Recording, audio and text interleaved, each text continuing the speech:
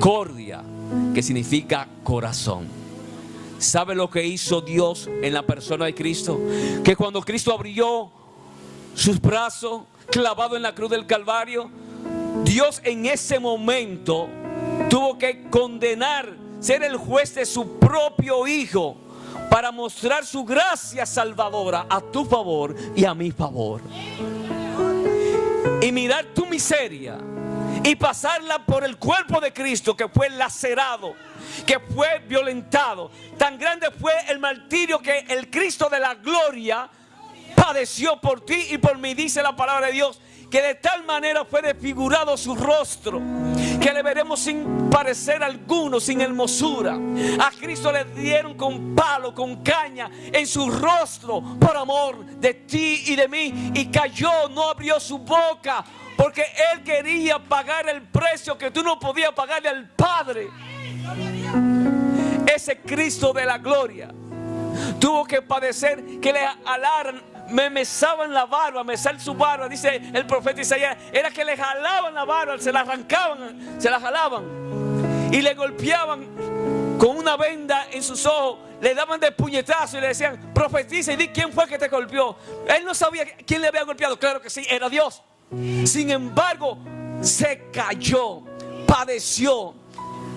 Miren la espalda de nuestro Señor Jesucristo,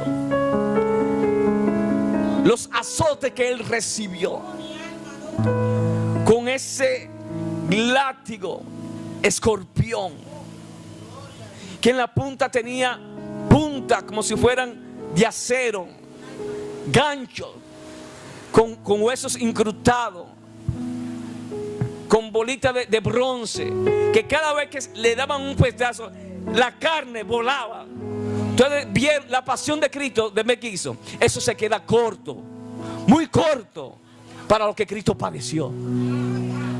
Ese Cristo de la gloria, allí no podía respirar. Miren, Él para poder respirar tenía que esforzarse, porque los calambres que producía, el dolor que producían las heridas.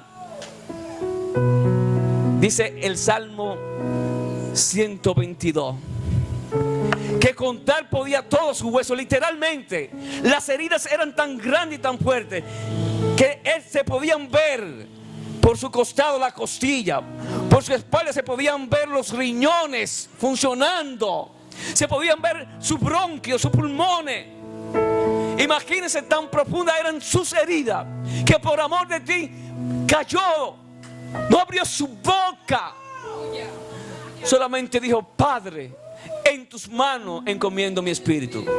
Y solo tuvo que decir, consumada es, teteletai, pagada es la deuda del hombre.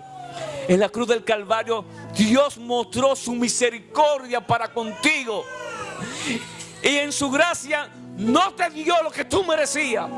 Todos nosotros nos hemos descarriado como ovejas, cada cual de nosotros se apartó por su propio camino. No hay un justo ni un uno, dice la palabra de Dios. No hay quien entienda, no hay quien busque a Dios. Todos somos unos inútiles, dice la palabra de Dios. Todos estábamos bajo la ira de Dios, porque la paga del pecado es la muerte.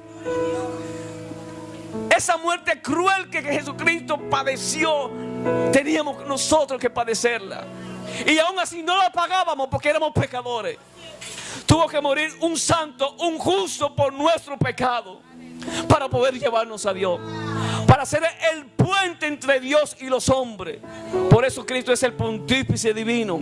Él es el único que ha hecho ese puente, de tal manera que como Dios puede agarrar al Padre de una mano, y como hombre puede agarrarnos a nosotros de la mano y acercarnos a Dios. Por eso Él dice, yo soy el camino, la verdad y la vida. Nadie va al Padre si no es por mí. Ese es el Cristo que en esta noche te estamos predicando.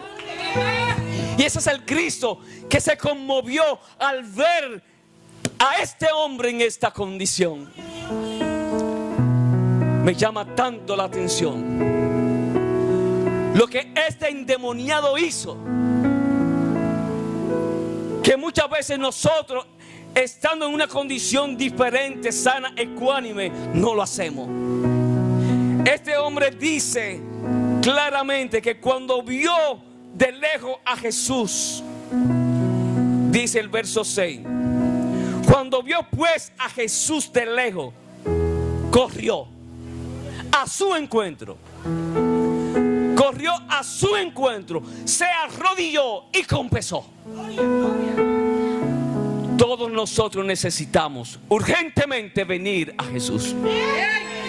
No hay otro camino, no hay otro medio, no hay otro nombre debajo del cielo dado a los hombres en quien podamos ser salvos. No hay forma en que tú puedas salvarte por ti mismo. Sin dejar de pecar, en una vida continua de pecado y pecado y pecado y pecado y pecado, Cristo, Dios pasó por alto tu condición, la ha pasado por alto, y solamente tiene que venir a Jesús.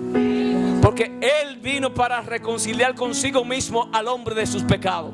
Él vino para hacer la paz entre Dios y el hombre por medio de su cruz.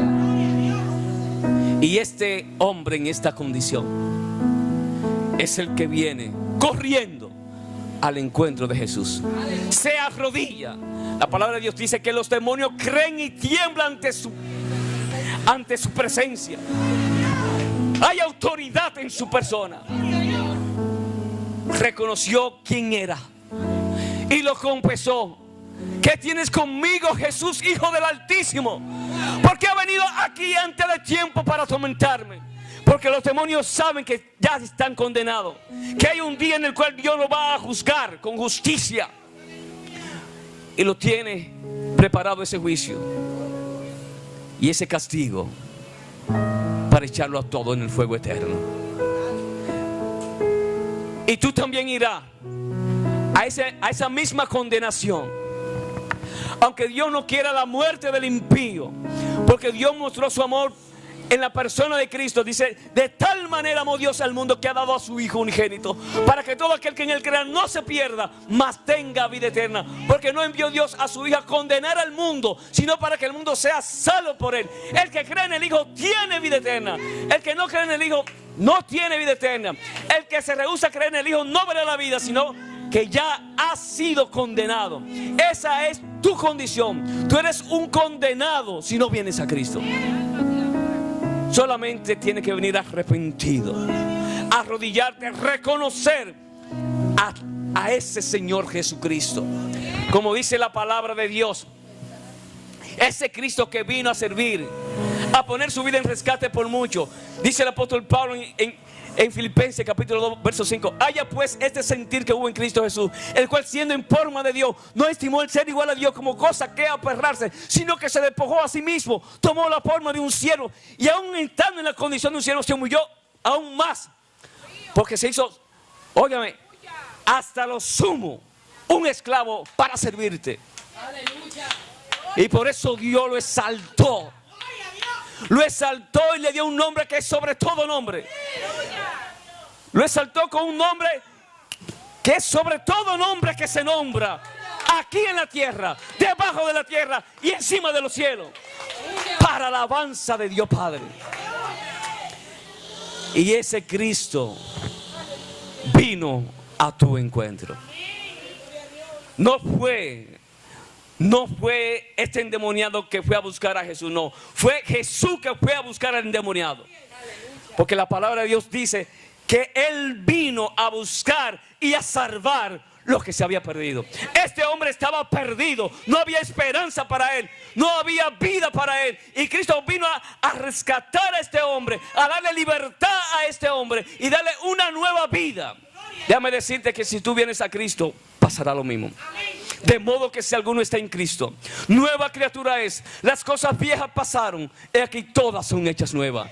Dios quiere hacerte de nuevo, un nuevo hombre, una nueva mujer. Ese estilo de vida que hasta el día de hoy tú has estado viviendo, el único que la puede cambiar es Jesucristo.